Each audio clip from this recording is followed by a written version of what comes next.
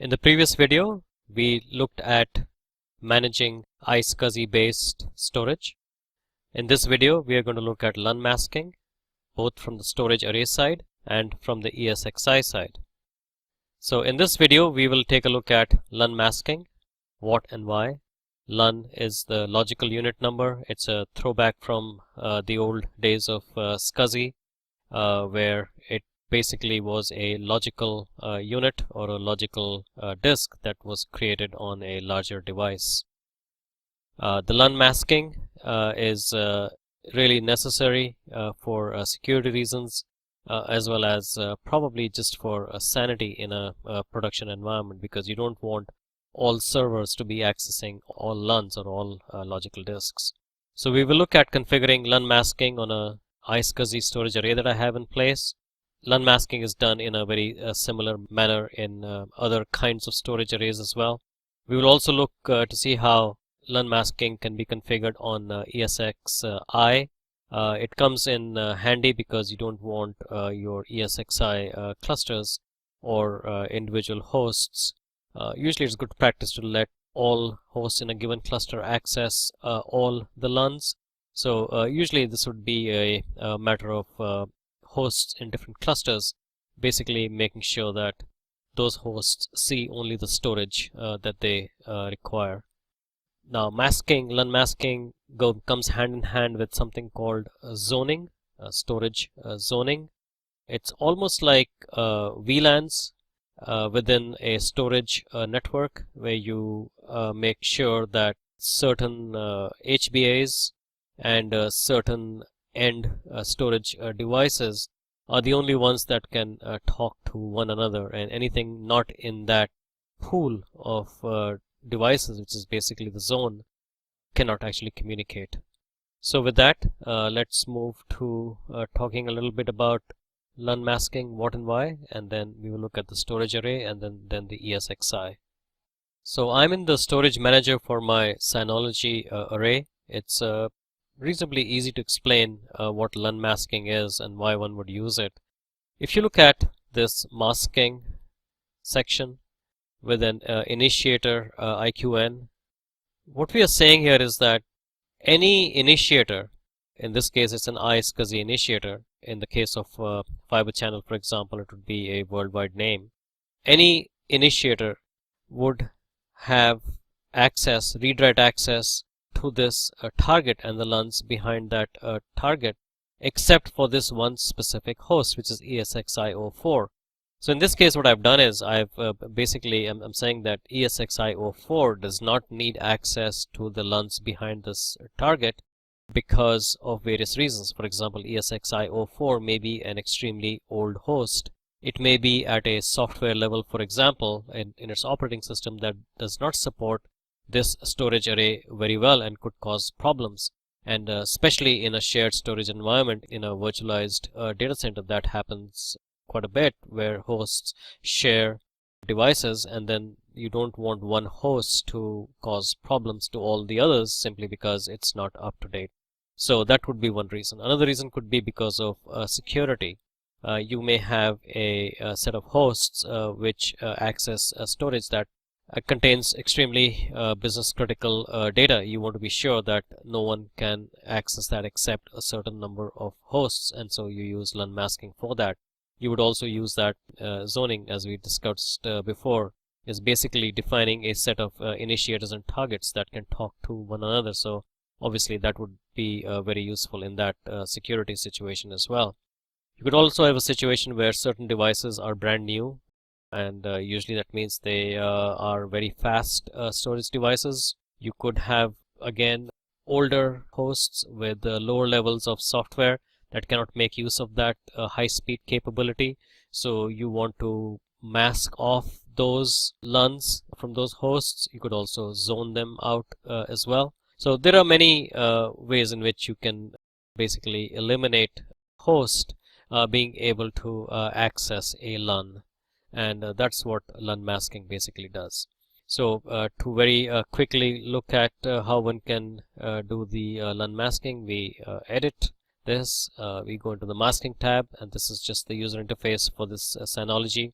Most other storage arrays also do it quite simply. I can create another rule where I would then pick up an IQN.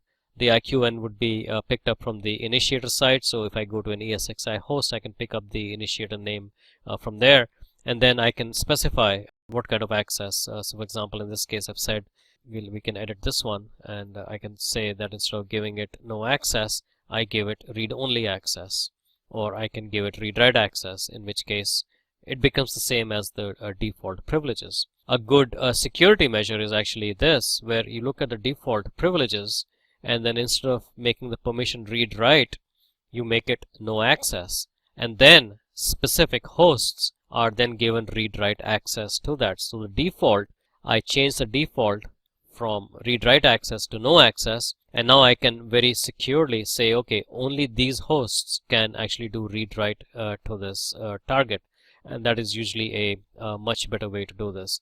Of course, I have already ESXi host talking to this, so I will cancel out of this, or better, I will actually explicitly specify what I'm looking for, and then I hit OK, and that takes care. Of course, it's going to, I'll have to do a rescan again, it looks like, before. There we go. It took a few minutes for those TCP connections to be connected again. So if you recall, these are the VM kernel addresses through 4 VM kernel adapters talking to 2 NICs on the storage array. So that was interesting in its own right. We should now take a look at how one can implement LUN masking on ESXi, and that is done from the command line. So we are back at 192.168.0.201, and we're going to investigate something called claim rules. So ESXi storage core claim rule list, and this will list what are called claim rules. So let's investigate this a little bit. So you look at the names. Okay, so these are the plugins basically, and this is of type transport. So what it basically says here is, and it's really a little bit difficult to understand here, but this claim rule with a rule ID of 0 is part of the native multi-pathing plugin, and is applicable for transports that are basically USB transports. Now the ones that are interesting in terms of LUN masking are the ones that are basically mask paths. So when you have a plugin with the very special name of mask_path, all in caps, we can then specify filters essentially, which can be by vendor and can be by vendor and a certain model. Okay, so that when the ESXi host and the PSA with the NMP goes in there and looks at all the various storage that are available, it checks to see if there is a storage that has a vendor called Dell and a model called Universal Export, and if that's the case, the paths that it sees to that device are masked out. Now there are various ways in which one can actually filter, and one very common one is called location. And when you say a location, it basically is the actual path with the HBA, the channel, the target, and the LUN number that can actually be specified. Another thing for claim rules is that between 0 and 100 are basically reserved by VMware, so one should use anything more than 101. As it happens, 101 is already being used for a standard purpose with Dell Universal Exports. One would tend to use a higher number. So let's add a claim rule. And before we add the claim rule, since we're going to do it by a path, let's see whether we can find some paths. To find paths, we need to find our SCSI devices. Now we're going to look at a certain category of commands that we have not looked at so far. We've looked at the ESXi command set, and that is the preferred way of doing it.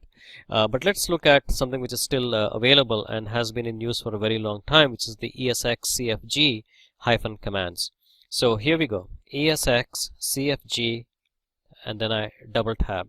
And what I see here is a whole bunch of commands, including a very new command actually for NAS, which you did not look at very closely for NFS, but it's worth looking at. Now, what we are looking at here are the various commands that start with basically ESX CFG, and the one that we are interested in is ESX SCSI devs. So ESX CFG SCSI devs, and the -m option will give us the various data stores and the various devices that we have here. Once we have this, we can then actually look at the paths for the various devices, and that is done with the ESXCFG-mpath command. So I'm going to pick up the canonical name from here by highlighting this much here, and then the dash cap L, along with doing a specific grep for this, will basically show us the various paths that are available at this point in time for that device. And you can see there are quite a few. This 1, 2, 3, 4, 5, 6, 7, and 8 active paths. Now we may, for some reason, at least for our exercise, we may decide that we are going to pick up this path. So it's VMHBA33, channel 7, target 1, LUN 0. That is what we are going to actually mask on. So we're going to define a claim rule. We will use a number higher than 101, and we will say that we are going to define this based on basically the location, which means the actual path that is being used, and the path we'll utilize will be VMHBA33, and we will assign the plugin mask path to that, and then we'll reload the rules, the claim rules, and then you will see that path basically is not available after that. So the first step to do is to actually create that claim rule, and that is done like this: ESX CLI storage core claim rule, add the rule ID, let's use 1001, the type is location, and the address is VMHBA33, the channel was 7, the target was 1, and the LUN was 0, and the plugin we want to associate has this special name of mask path, which does exactly what it says. It masks that path. We hit the enter key, and that claim rule has actually been added, except it looks like there has been a syntax error here. I know what the syntax error is, but before we go there, it's good to actually do the help, because there are some really impressive help options here, and some really great examples of how one can actually do that. For example, you can add a rule 914 to claim all paths of the vendor string of VMware. So you say dash type vendor dash vendor VMware, and then you have a model. So that's the model name, virtual, and then you specify the NMP plugin. So this means that all VMware devices where the model number is has the string virtual in it is actually picked up by the NMP plugin. Some other interesting ones would be around fiber channel, which are based on worldwide node names and port names. So you can see the target, okay, is of this type, fiber channel, and then the worldwide names are specified there. You can also claim paths to specific LUNs at a given IQN. So you specify your T as a target, and then the actual transport type is ESXi, and then you can specify it on an IQN, and then you can do a specific LUN. We are doing it in our example to a specific path on ESXi. So when I retrieve that, I realized that I missed the dash L that was necessary there, and this should work, and it actually does. Let's look at ESX CLI storage core claim rule list to see whether our 1001 rule is in there, and you can see that that is actually in there, and it is for adapter VM HBA33 channel 7 target 1 LUN 0. Anytime I see that path, it will be masked. Now this is not operational at this point in time because I've just added the claim rule into the system. A couple of further steps actually have to be taken to ensure that this is done. So I have to claim rule load. Claim rule has been loaded, and now I list the claim rule again, and you will see that another line has been added. So it's not just now in the file as it was before, it is now in the runtime.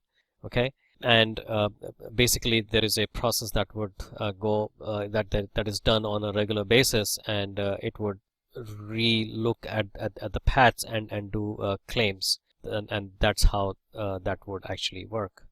As you can see, by re-entering the ESXconfig empath L command for that device, we see that VMHBA33C7 channel 7 target 1 L0, for which we keyed in that rule, is still active, because there is one more step that basically has to be done, and this is a command that is a little bit long. It's ESX CLI storage core claiming reclaim.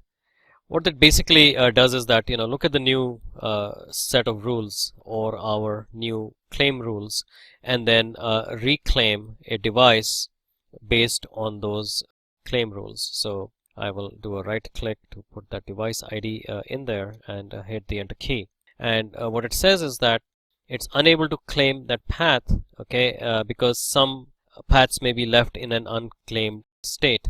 So we're going to create a claim rule, ESX CLI storage core claim rule add dash rule 2000. That's the rule ID.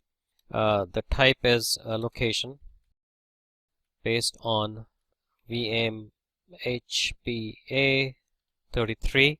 The channel capital C is 5, target is 1, and the LUN is 0, and the plugin is the special mask path, which would then mask that path. I will then do a ESX CLI storage core claim rule list, and we see 2001 there, along with some of the other ones that we have added. So we are looking at 2001 right now. It's in file. We need to load this, so we will say ESX storage core load. We will then run this, and then we will do the claiming. So what we need to do is ESX CLI storage core claiming reclaim, and we need to reclaim that same device that we had before. I think I still have that. No, I don't have that up here, so I need to scroll up and find my device, which was right here.